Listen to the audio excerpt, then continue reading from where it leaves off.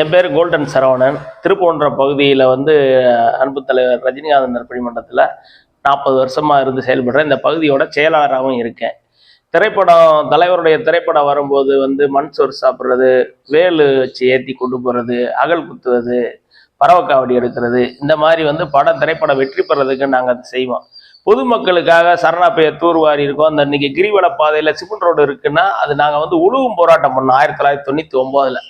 அதுக்கப்புறம் இவங்க அவர் பொன் ராதாகிருஷ்ணன் மினிஸ்டரா மத்திய மந்திரியா இருக்கும்போது அவங்க ஃபண்டில் போட்டு கொடுத்ததுதான். இந்த மாதிரி பொதுமக்களுக்கான சேவைகளையும் பண்ணிக்கிட்டு இருக்கோம். ஜெயிலர் திரைப்படம் வரும்போது கூட நீங்கள் பார்த்துருப்பீங்க. ஜெயிலில் போய் அங்கே நூலகத்துக்கு போய் ஒரு 50,000 ரூபா மதிப்புள்ள நூல் கொடுத்துட்டு பியானம் கேட்டாங்க, அதையும் நம்ம வாங்கி கொடுத்துட்டு வந்தோம். இந்த மாதிரி நற்பணிகளும் செஞ்சுக்கிட்டு தலைவர் பிறந்தநாள் அப்போ ஒரு வாரம் நாங்கள் திருவிழாவாக முதியோர் இல்லத்துக்கு சாப்பாடு கொடுப்பது, ஆசிரமங்களுக்கு இது கொடுக்குறது, இந்த மாதிரி பண்ணுறதெல்லாம் பண்ணிக்கிட்டே இருப்போம்.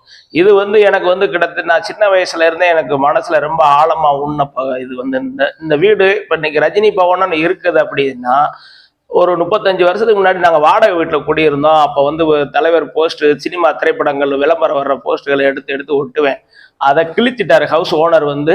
கிழிச்சிட்டு வாடகை வாங்க வந்தவர். அதை கிழிச்ச உடனே எனக்கு ரொம்ப மனசுல பாதிப்பாயி அப்பாட்ட கேட்கும் போது அப்பா என்ன சொல்லிட்டாங்க, எப்பா நீ சொந்தமா இடம் வாங்கி வீடு கட்டி உங்க தலைவர் பேர்லயே நீ வீடை கட்டி நல்லா அதுல சாமி கும்பிட்ற மாதிரி சிலையும் வச்சு கூட நீ கும்பிடு, உன்னை யாருப்பா கேட்க போறா?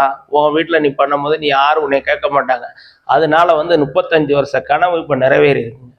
செய்திகளை உடனுக்குடன் தெரிந்து கொள்ள கீழ்கண்ட கேபிள் மற்றும் டிடிஹெச் நெட்வொர்க்குகளில் எம்நாடு செய்தி தொலைக்காட்சியை காணுங்கள். பாதகம் செய்பவரை கண்டால் நாம் பயம் கொள்ளலாகாது பாப்பா. மோதி மிதித்து விடு பாப்பா, அவர் முகத்தில் உமிழ்ந்து விடு பாப்பா. அண்மை செய்திகளை உடனுக்குடன் தெரிந்து கொள்ள இணைந்திருங்கள் எம்நாடு தொலைக்காட்சியுடன்.